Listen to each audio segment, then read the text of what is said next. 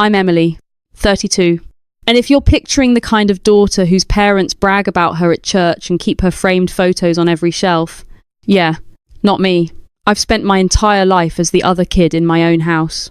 The background character, the one you forget is even in the room until someone asks, "Oh, how's Emily doing?" And everyone blinks like they've been handed a pop quiz. Last October, I sent my family the biggest invitation of my career. The kind you don't get twice. The kind teachers whisper about like it's a myth, something that happens to other people, in other districts, with better funding and nicer hallways. I stared at that invitation for days before I told them, because deep down I already knew what was coming. But I still tried. Because no matter how many times people disappoint you, some little part of you keeps hoping this time they'll surprise you. This time they'll show up. This time they'll look at you like you matter. So I typed the message carefully, not too excited, not too needy, just facts. Hi everyone. I've been selected as a finalist for National Teacher of the Year. The ceremony is October 15th in Washington, D.C. It would mean a lot if you could be there. I attached the official letter, department seal, formal language, names and titles that should have made anyone sit up straighter, and then I hit send. By midnight, the message was read by all three of them. No reply. No, congrats. No, tell us everything. Just silence so loud it felt personal. Then, the next morning, my dad finally responded. 11 words that landed like a slap. Just a lowly teacher's award. I'm not flying for that. My sister, Victoria, the family's golden child, was next. She said she couldn't make it because she had dinner plans. And because she's Victoria, she added a smiley face like she was being sweet about it. My mum didn't even bother to type. She just liked my sister's message. A digital thumbs up on my rejection. I stared at my phone so long my screen dimmed. I didn't cry. I'd done my crying years ago. What I felt instead was something colder, something steadier. So I typed back 3 words. That's fine. No worries. And they believed me. What they didn't know, what none of them could have predicted, was that 48 hours later, my father would be sitting in a crowded restaurant, scrolling on his phone, when his face would drain of colour. Because on that screen, in front of millions of people, was me. 3 weeks earlier, before my father's little lowly teacher comment, before Washington, before my name ever crawled across a TV screen, I was still just me. Room 214. Jefferson Middle. The building smelled like pencil shavings, old books, and whatever mystery meat the cafeteria was serving that day. The kind of place people with money never visit unless it's election season. But for me, it was home.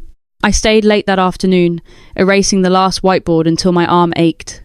The sun was dropping behind the football field, casting that amber fall light through the blinds. My wall of thank you notes caught the glow like tiny stained glass windows, scribbled crayon hearts, crooked handwriting, letters that started with "Dear Miss Carter" and ended with "I'm sorry I used to be bad." That wall was my proof of life. Proof that I mattered somewhere, even if my family acted like I didn't. My phone buzzed. Mum. I wiped my hands on my cardigan before answering, like I was preparing to step into a version of myself that didn't get disappointed. "Emily, honey," she said, bright and breathless. "I just wanted to let you know Victoria won her case today. The big one. The pharmaceutical lawsuit." Of course she did. My sister didn't just walk through life. She collected trophies like she was born with a shelf already waiting. "That's wonderful," I said, and I meant it. I really did. I wasn't jealous of her success. I was jealous of how loved it made her. Mum went on, voice practically sparkling. "We're doing dinner this weekend to celebrate. Your father is so proud. He already called everyone." I smiled, even though she couldn't see me. "Tell her congratulations." Oh, and I heard papers shuffling, the sound of my mother physically turning away from me, even through a phone call. "Actually, sweetie, I need to call Vicky back. She's waiting." "Okay," I said quickly, heart speeding up. I actually had something to click. Dial tone. I stared at my phone like it had personally betrayed me, which, in a way, it had. It wasn't new. It wasn't even shocking. It was just the same familiar cut-off I'd swallowed for years. And on my desk, right in front of me, sat the envelope. Thick cream paper. Official seal. Jean Weirs. Department of Education. I'd been carrying it around for 2 days. Like it was fragile. Like it might dissolve if I looked at it too hard. I ran my thumb over the embossed letters again. National Teacher of the Year Selection Committee. My throat tightened. You ever hold something that changes your whole life and still feel guilty for wanting to share it? Like you're about to inconvenience everyone with your happiness? I opened it again, even though I knew every word by heart. "Dear Miss Carter, We are honoured to inform you. Selected as a finalist. One of 4 in the country. Ceremony in Washington, D.C. Presented by the Secretary of Education. Broadcast live. Broadcast. Live. My family loved things that sounded expensive. Titles. Prestige. Big rooms filled with people in suits. And yet I still hesitated, because teaching didn't fit their definition of real. Flashback. 3 years ago, my master's graduation. They arrived 2 hours late, traffic. But the next morning I overheard my mum telling my aunt, laughing, "We made it just in time for Victoria's Bar Association dinner last night." She looked stunning accepting that award. They'd left my ceremony early. Never mentioned it. Like it didn't count. 2 years ago, my 30th birthday, no call. 3 days later, Mum texted, "Oh honey, was your birthday last week?" Time flies. Last Christmas, my students raised money for new library books. Dad nodded like I'd told him the weather. Then turned to Victoria and asked about her bonus. So yeah, I learned to stop expecting. But this letter was the kind of thing that should have forced them to see me. Someone big had nominated me. The letter even said the nominator had only put forward 6 teachers in their entire career. 6. That wasn't random. That wasn't pity. That was belief. I looked around my empty classroom, at the messy desks and the worn-out posters, and I felt this strange, risky hope. Maybe this time would be different. Maybe this time they'd show up. So I opened the family group chat and started typing, then deleted, then typed again. 11 drafts. Because I was trying to write a message that wouldn't sound like a little girl begging to be picked. Finally, I stripped it down to the bones. Hi everyone. I have some news. I've been selected as a finalist for National Teacher of the Year. The ceremony is October 15th in Washington, D.C. It would mean a lot to me if you could be there. I've attached the official invitation. Love, Emily. My thumb hovered over send. My stomach twisted. Because I knew the truth. If they said no, it would hurt. If they laughed, it would scar. But if they didn't respond at all, that would confirm what I'd feared my whole life. I hit send anyway. And then I waited. Hours passed. Dinner. Papers. Netflix I didn't even absorb. At midnight, it showed. Read by all. Nothing. I fell asleep with my phone face up on my pillow like a teenager, waiting for a crush to text back. At 7:42 a.m, I woke up to the notification. 3 typing dots under my dad's name. My heart jumped like it still didn't know better. The dots vanished. Reappeared. Then his message landed. Just a lowly teacher's award. I'm not flying to Washington for that nonsense. I read it 3 times. Each time it dug deeper. Before I could even breathe, Victoria chimed in. Sorry, Em. Mark and I have dinner plans. Can't cancel. It's important. You understand, right? The smiley face felt like a knife with a cute handle. And Mum? Mum didn't type a single word. She just liked Victoria's message. That's it. A thumbs up on my sister choosing dinner over me. My chest tightened with something old and ugly. I typed back. That's fine. No worries. And when I hit send, something inside me hardened. Not into anger. Not into revenge. Into resolve. If my family wouldn't come, then I'd go alone. I turned my phone off, sat in the silence of my tiny apartment, and stared at my degree on the wall like it was the only witness to my life. Then it rang again. I almost ignored it, but the caller ID said, Grandma Martha. I answered instantly. Emily, sweetheart. Her voice was warm, steady, like the world wasn't constantly falling apart. I heard about the nomination. My throat tightened. How did you, oh honey, she said gently. Word travels in education circles. And then, after a pause, she asked the question that made my stomach drop. Did you tell your parents? Silence. Grandma didn't need my answer. She heard it. Emily, she said, voice firm now, did you read the letter carefully? The part about the anonymous nominator? Yes. And the part about how that person has only nominated 6 teachers? My breath caught. Yes. Why? Because Grandma's next words were a soft match tossed into a room full of gasoline. Because, sweetheart, I'll be at the ceremony. I sat up straight. Grandma, you don't have to fly all the way. I'll be there, she repeated, no room for argument. Then, quieter. And Emily, don't worry about your parents. What do you mean? She paused like she was choosing her words with surgical precision. The truth has a way of finding people, she said, when they least expect it. And then she hung up. I stared at my phone, heart racing. What exactly was my grandmother planning? Because it sounded an awful lot like she knew something I didn't.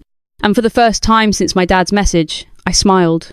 Not because it didn't hurt, but because somewhere out there, someone was finally in my corner. 2 days before my flight to Washington, my mother called like nothing had happened. "Emily," she said casually, "we're having Sunday dinner. Your father insists on the whole family being there." I almost laughed. "I have to pack," I said. "It's just dinner, sweetheart," she replied, already minimizing me.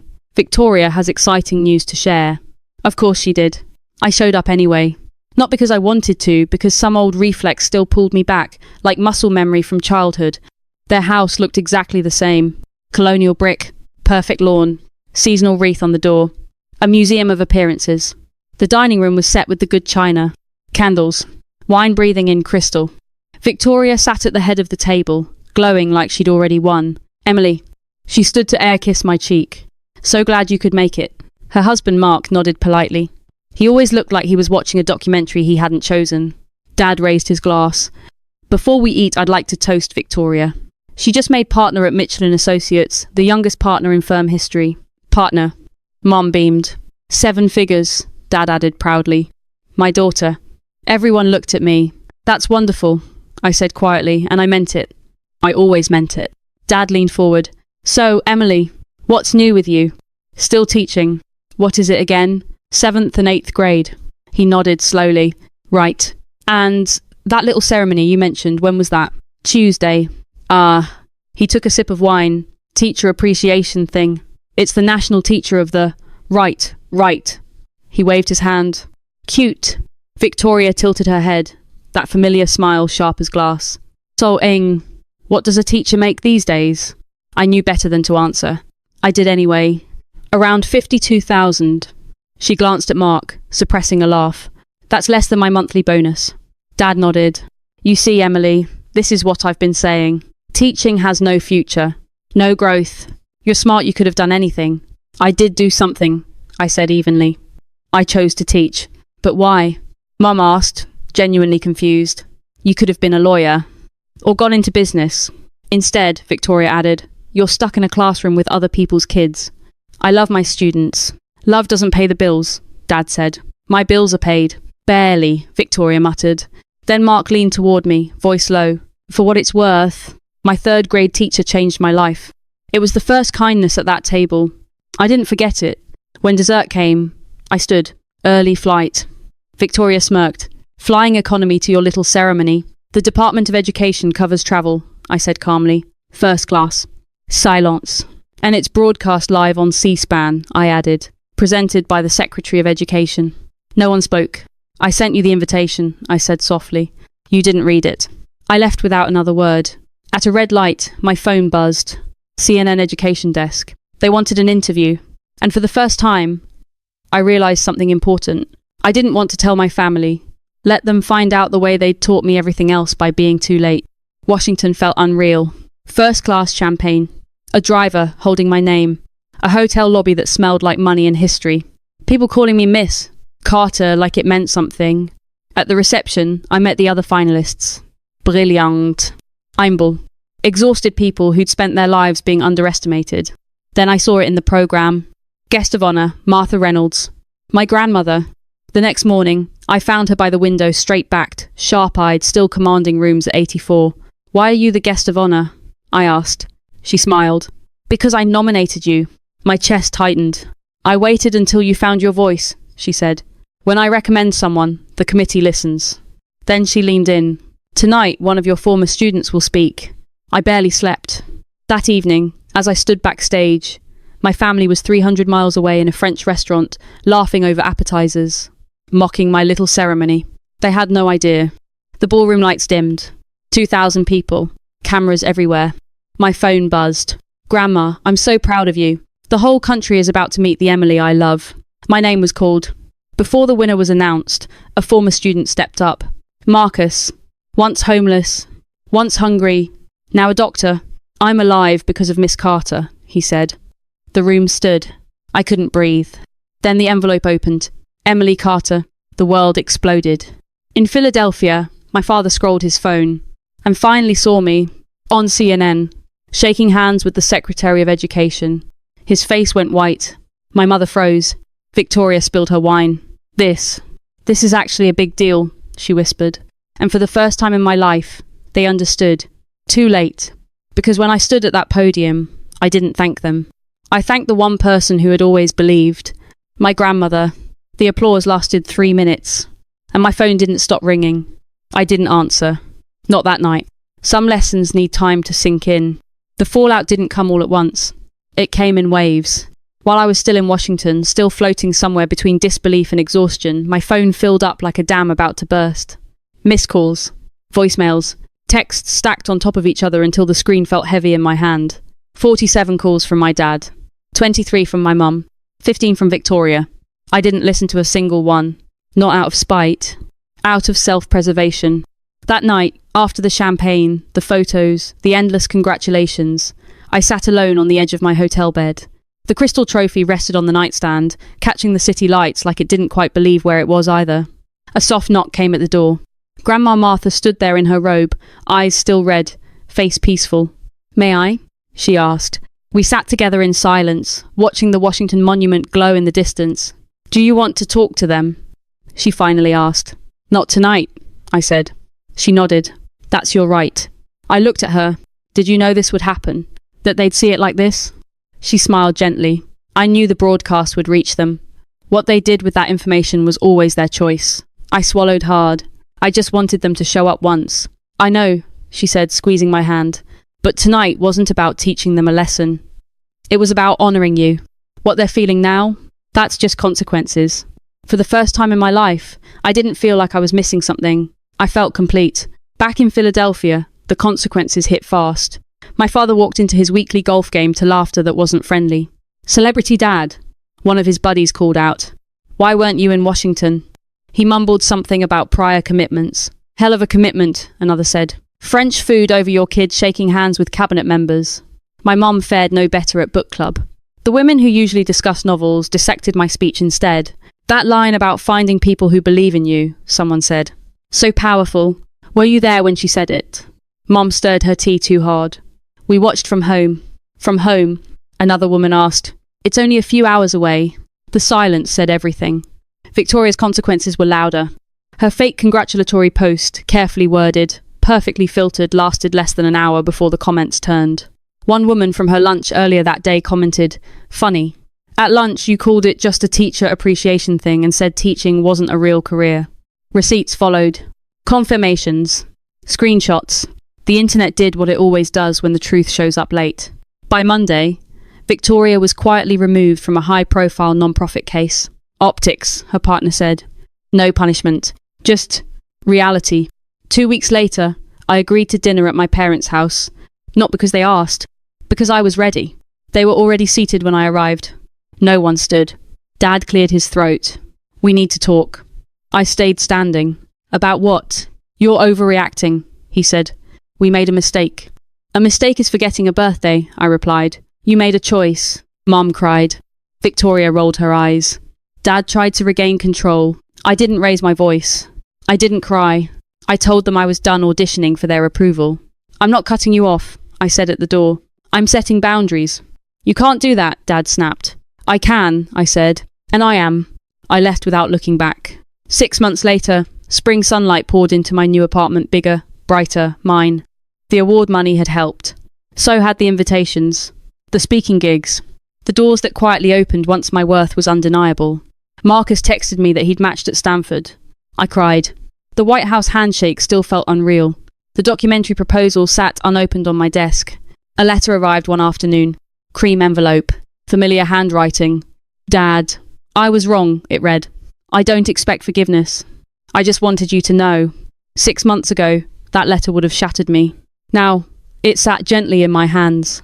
I would respond one day, on my terms, because the biggest thing I learned wasn't how powerful recognition feels. It was how peaceful life gets when you stop begging people to see you. Sometimes the people who love us are the last to understand us. And sometimes that has to be okay. 6 months earlier, I would have given anything for my parents' apology to mean something. Back then, a single sentence of approval from my father could have undone years of quiet hurt. A hug from my mother might have convinced me I wasn't invisible. Even Victoria's fake smile would have felt like progress. But something changed in Washington. Standing on that stage, hearing Marcus speak, feeling 2,000 people rise to their feet not for money, not for prestige, but for impact, something inside me finally settled. I didn't need to be proven worthy anymore. I already was. Spring came softly that year. Cherry blossoms bloomed outside my window like the world reminding me that growth doesn't ask for permission. My new apartment filled with light. My calendar filled with purpose. Conferences, speeches, classrooms full of teachers who looked tired, hopeful, and seen when I spoke to them. I still taught. That never changed. Because teaching was never the problem. The problem was believing that my value depended on people who only understood worth when it came with headlines and applause. Marcus matching at Stanford felt better than any trophy. Seeing my students point at the framed photo from Washington hanging in room 214, that's our teacher, felt better than any paycheck. And the letter from my father? I kept it. Not as a victory, not as closure. As proof that sometimes people do grow, just not on your timeline, and not in a way that requires you to wait. I didn't rush to fix things. I didn't rush to forgive. I didn't rush back into old patterns where I shrank myself to keep the peace. I chose something radical instead. Balance, boundaries, peace.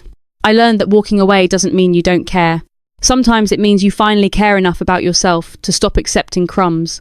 I learned that family isn't defined by blood alone, but by who shows up when it matters, who listens, who believes, who stands in the front row even when the world isn't watching yet. And most importantly, I learned this. You don't need the people who doubted you to finally understand in order to move forward. Their realization is optional. Your growth is not. If you're watching this and you've ever felt like the afterthought in your own family, if you've ever been told your dreams were cute, small, or not real enough, I want you to hear this clearly. Your worth is not delayed until someone else approves it. Sometimes the most powerful moment isn't when they finally clap for you. It's when you realize you don't need them to. If this story hit close to home, tell me in the comments, have you ever had to choose yourself over someone else's expectations? I read every single one. And if you want more stories like this, real people, real consequences, real growth, stay with me. The next one goes even deeper. Because some lessons don't just change lives, they rewrite them.